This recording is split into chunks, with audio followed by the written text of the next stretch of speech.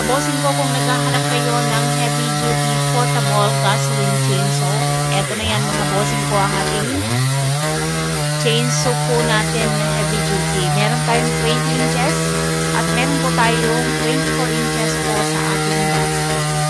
Ayan mga bossing ko, solid talagang pang putol ng kahoy pang pistis. Kaya i-check out nyo na nasa ating